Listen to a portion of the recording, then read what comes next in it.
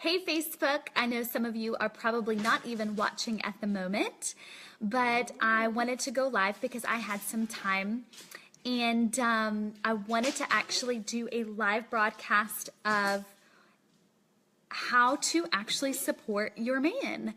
And I feel like in this day and age, in our culture and all of the feminism that is out there right now, it is so important as women, especially women of integrity, to learn how to really support the men that God puts in our life. And so I'm going to actually have something up on the blog a little bit later today, but I wanted to share 4 reasons really quick with you on how to support your man. Now, he could be a man that you're dating. He could be a man that you're engaged with. He could be a man that you're married to. But listen, ladies, we got to love our men right. And it is our #1 responsibility to do that right and well. And when you love a man, it does not take anything away from who you are as a woman. So we have to be able to separate that, because this is an important part of our life here, is that we really know how to engage with the men that God brings into our lives. Because if you have a son, then you also understand this value as well. And so here's the first one. The first way to support, okay, let me go back. It's 4 ways to support your man's dreams. Okay, so #1 is this. Schedule, that's #2. #1 is this, ask and listen. So the first thing is, my dog is like totally loud and obnoxious right now. I'm so sorry. But the first thing is this, ask and listen. You have to ask your husband, hey babe, or your man, hey hun, what do you love? What are you passionate about? What is a part of your heart's desire?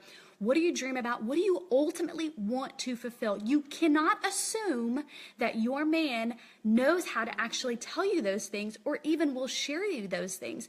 You have to ask. And then when he tells you certain things, listen. Here's the thing that I've learned about being married. I don't know everything. I've only been married for 13 years. Yes, that might sound long to some of you, but I still have so much to learn. But one of the things that I have learned about supporting my man's dreams is this. He will say things in little spurts along the way.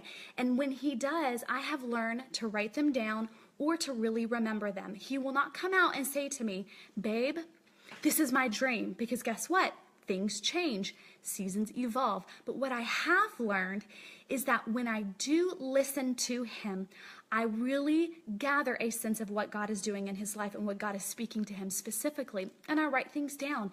And at the end of the day, when I look back on some of the things and the decisions that we've decided to do and the seasons that we've adjusted in, we've realized that this was all a part of God's purpose and plan for our life. So the second thing is this, schedule support.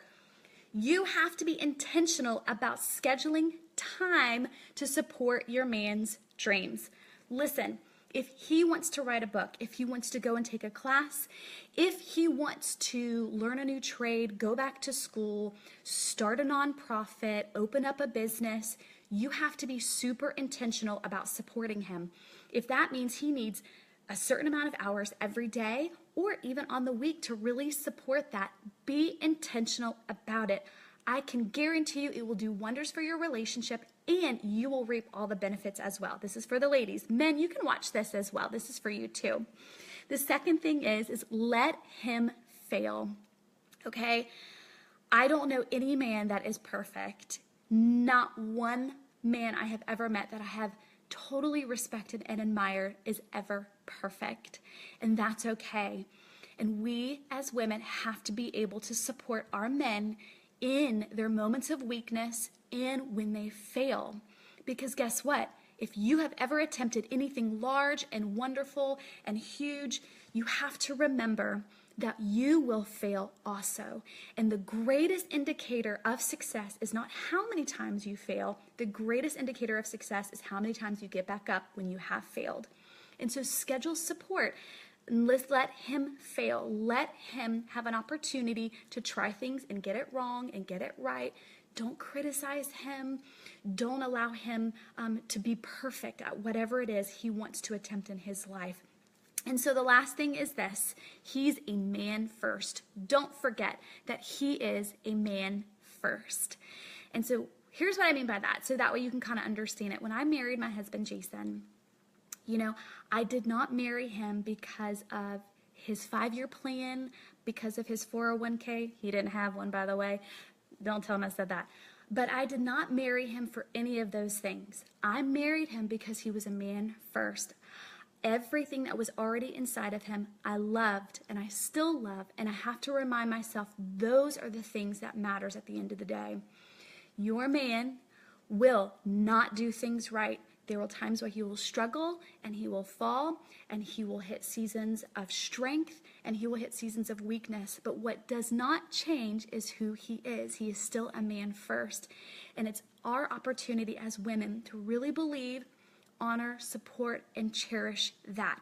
So guess what? I'm going to put all of this information on my blog a little bit later today. But in honor of Valentine's Day, because I absolutely love my husband so much, I wanted to share with all of you ladies and for men, if you kind of need a little suggestion for something for your wife to learn or grasp to, or your girlfriend, this is something to share with you that's a part of my heart. Still learning, still growing in this, but I hope you got something as well. And thank you so much for joining. You can leave a comment or a funny quip, or, you could even criticize me if you want to on this, but it's all good. Happy Valentine's Day to all of my friends and people that I don't even know but are friends with on Facebook. Mad love to you guys. Bye.